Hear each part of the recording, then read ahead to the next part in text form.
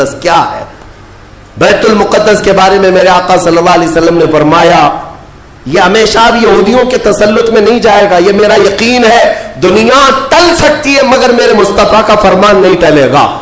میرے آقا نے اگر فرمایا ہے تو ہو کر رہے گا. حضور فرماتے ہیں خراسان سے ایک جماعت آئے گی. خراسان سے.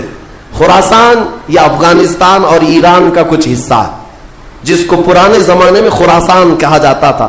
میرے آقا فرماتے ہیں خراسان سے کالے جھنڈے لے کر کے ایک جماعت نکلے گی اور وہ اتنی تیزی سے بڑھتی ہوئی بیت المقدس کی طرف آئے گی کہ دنیا کی کوئی حکومت اور کوئی طاقت ان کا راستہ نہیں روک سکے گی اور وہ جھنڈے سیدھے لا کر بیت المقدس پر گاڑ دیں گے.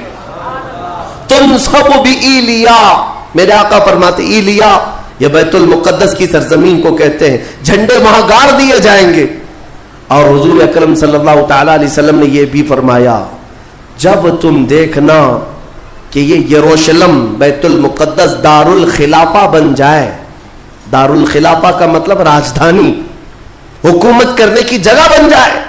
میرے آقا صلی اللہ علیہ وسلم فرماتے ہیں فقط دنت الزلازل والبلایا والامور.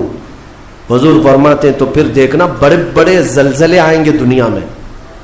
جب یروشلم کو راجدھانی بنا دیا جائے دار الخلافہ, بڑے بڑے زلزلے آئیں گے دنیا میں. والبلایا اور بہت ساری بلائیں پھیلیں گی پوری دنیا میں. یہ وائرس یہ کنٹینیو آئیں گے. یہ مت سمجھنا کورونا چلا گیا.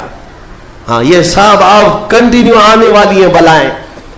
پوری دنیا میں بلائیں پھیل جائیں گی اور اتنے بڑے بڑے معاملات ہوں گے جن کو تمہارے کانوں نے سنا نہیں ہوگا. حضور نے فرمایا. اور یہ دار الخلافہ سے کیا مراد ہے؟ محدثین نے اس میں الگ الگ بحثیں کی ہیں, لیکن میں آپ کو بتاؤں 2017 میں, ابھی 3-4 سال پہلے کی بات ہے, 5 سال پہلے ان یہودیوں نے اپنی راجدھانی ڈکلیئر کر دی. یروشلم ہے, بیت المقدس ہماری راجدھانی ہے. اور سارے سفارت خانے جتنے بھی ایمبیسی ہیں انہوں نے سب وہاں پر منتقل کرنا شروع کر دیا اور بیت المقدس کی سرزمین کو اپنا کیپٹل سٹی بنانے کا اعلان کر چکے. اور میرے آقا کی حدیث صادق آ رہی ہے جب وہ راجدھانی بنے گی اب بڑے بڑے زلزلے ہوں گے اور پوری دنیا میں بلائیں پھیلیں گی اور بڑے بڑے معاملات ہوں گے. اور پھر اس کے بعد میرے آقا صلی اللہ علیہ وسلم فرماتے ہیں ایک دور ایسا آئے گا کہ اللہ ان کو ذلیل و رسوا کر کے اس زمین سے نکالے گا اور ایک امام برحق کے جھنڈے تلے مومنین جمع ہوں گے. پوچھا گیا وہ امام برحق کون ہوگا؟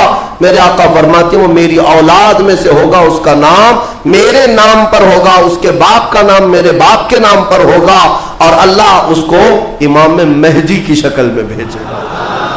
ہاں یہ زمانہ بہت قریب آ چکا, یہ زمانہ بہت قریب آ چکا. میں بارگاہ رب العزت میں آج جمعۃ الوداع میں یہی دعا کرتا ہوں کہ مولا اگر زندگی کی سانسیں باقی ہیں تو امام مہدی کی فوج میں ہمیں جگہ عطا فرما, ان کے جھنڈے تلے مولا ہمیں امن و امان عطا فرما دے.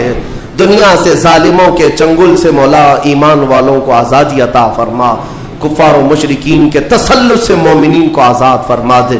اے رب ذوالجلال احسن الخالقین, اس ماہ مبارک میں اگر تو ہمیں مولا ان راتوں میں ان دنوں میں عبادتوں کو قبول کیا اور بھیک میں کچھ دے تو مولا صرف اتنا دے دے کہ پوری امت کو مولا خیر و عافیت عطا کر دے, کھوئی ہوئی عزت و وقار عطا فرما دے. ہمارے ناحق قید کیے ہوئے بچوں کو مولا آزادی عطا فرما دے.